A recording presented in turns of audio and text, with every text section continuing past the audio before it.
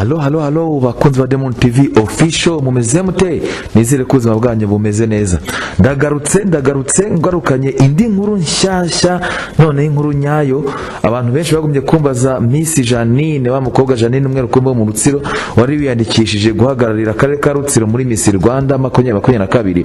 Uyu mukobwa utarabashije gukomeza, baramuza ati se umukobwa nyuma yuko adakomeje mwahisemo mubura? Oya, umukobwa acarahari, ntabwo abashije nyine gukomeza nkuko inkuru iheruka nabibabwiye, ariko nagiranye nawe ikiganiro kugira ngo ababwire niki cyamugoye ageze muri Miss Rwanda.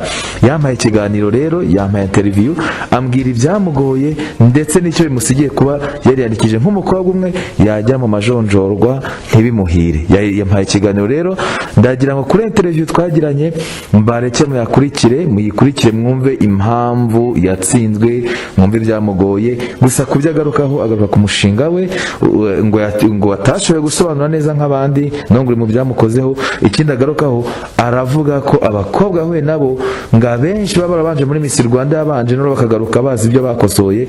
Nawe rero akavuga ko nyuma yuko abandi abonye ko iyo ugiye ukagaruka hari experience cyangwa se ubunararibonye bufite, nawe ngo niwo mwanzuro ngo bafite, agiye kwicara ategure neza ngo ku buryo umwaka utahazaza kakaduserukira neza. Bakunzi rero ba Diamond TV, reka mbareke mukurikire ikiganiro twagiranye. Ibindi byiza byose byo muri Miss Rwanda mukomeze mukore subscribe kuri Diamond TV, mukore share, mukore views. Akantu kose kagiyeho muraza muhita mubona ko ari Diamond TV gashyizeho, maze murebe, mudukunde, mudukurikire. Ufite n'ibindi byose ushaka ko tukumenyekanishiriza, waduhamagara cyangwa tukatwandikira kuri email natanze ku biganiro bimwe na bimwe. Diamond TV turabakunda cyane. Reka mbareke rero iyo interview muyikurikire.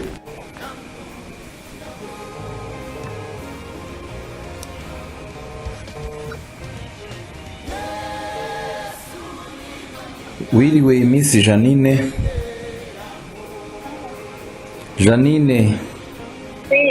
Wiriwe. Yego. Ngira ngo amasaha wampaye ngira ngo nayangaya nubwo ndengeje muti 9. Umeze ute se? Amakuru ki nyuma yo kuva mu majonjora Miss Rwanda i Rubavu? Makuru ni neza. Urakomeye nta kibazo? Nizere ko ugutse kugira ngo ngire utubazo nkubaza kwirushanwa witabiriye. Ndagira ngo utubwire, ese ni nk'iyihe shusho ukuye muri Miss Rwanda 2022 nyuma yo kubitabiriye amajonjora ntubashe gukomeza?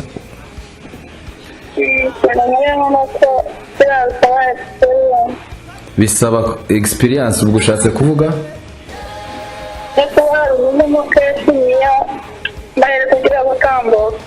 Kuba umuntu yararigezemo nka mbere wenda nyuma akaza kugaruka. Bisobanuye ko umuntu aba yabonye byinshi byo gukosora. Burasa twavuga ko abakomeje bose bari baragiye bitabira Miss Rwanda mbere?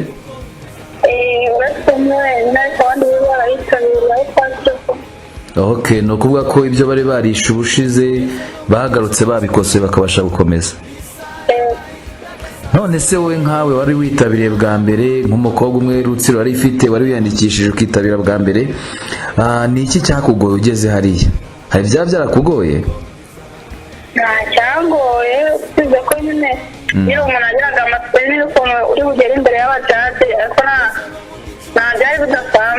nta byari bidasanzwe. Wowe se n'abandi bakobwa mutabashije gukomeza mwabyakiriye gute nyuma yuko mudakomeje?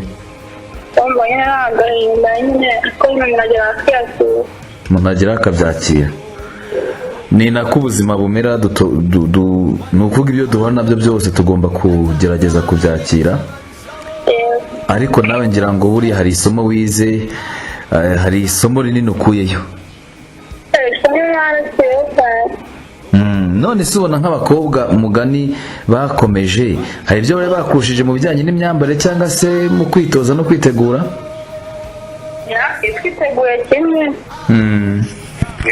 Aho nyine batatu imishinga nyine bateguye neza bisumbuye ukwacu.